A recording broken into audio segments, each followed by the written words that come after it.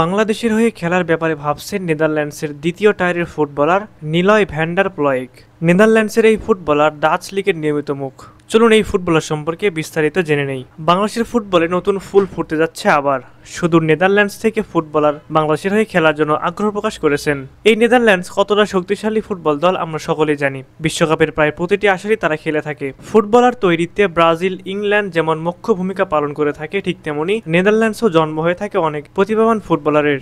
তাদের মধ্যে একজন নিলয় ভ্যান ডার। তিনি নেদারল্যান্ডে জন্মগ্রহণ করলেও তার খেলার ইচ্ছা বাংলাদেশের হয়ে। তাই তো হামজাকে অনুসরণ করেই তিনি লাল সবুজ জার্সি গায়ে জড়াতে আগ্রহ প্রকাশ করেছেন। বাংলাদেশের ফুটবলে নতুন ফুল ফোটার অন্যতম কারণই হলো হামজা চৌধুরী। ইংলিশ লিগের ফুটবলার বাংলাদেশি বংশোদ্ভূত হামজা চৌধুরী কদিন আগেই ভারতের বিপক্ষে অভিষেক হয়েছে। লেস্টার সিটি থেকে ধারে চ্যাম্পিয়নশিপের ক্লাব শেফিল্ড ইউনাইটেডে যোগ দিয়েছেন হামজা। শীতকালীন দল বদলের মৌসুমে শেফিল্ডে যোগ দেওয়া হামজা ক্লাবের অন্যদের চেয়ে বেশি বেতন পান। ইতিমধ্যে 10টি ম্যাচে মাঠে নেমে নিজের প্রতিভার ঝলক দেখিয়েছেন এই Bangladeshi midfielder. AFC Asian cup বাছাই ভারতের বিপক্ষে দেশের হয়ে মাঠে নামেন 27 বছর বয়সী এই ফুটবলার। হামজার মতো একই সাথে সবাই চাইছে নেদারল্যান্ডস থেকে যেন নিলয়কে জাতীয় দলে পাওয়া যায়। নিলয় এবং হামজা দুজনই প্রপার মিডফিল্ডার, সুতরাং তারা যদি একসাথে মাঠে নামে তাহলে সেটা লাল সবুজের জন্য বেশ ভালো কিছুই হবে। নেদারল্যান্ডসের দ্বিতীয় টায়ারের ক্লাব এফসি এমেনের অনুরোধ-21 দলে খেলেছেন নিলয় ভ্যান ডার প্লয়েক। এই তরুণ প্রতিভা মূলত একজন সেন্ট্রাল মিডফিল্ডার হলেও প্রয়োজনে সেন্টার ব্যাক হিসেবে দক্ষতার সঙ্গে খেলতে পারেন। বাংলাদেশি ফুটবল আল্ট্রাসের একজন প্রতিনিধি তাকে বলেন,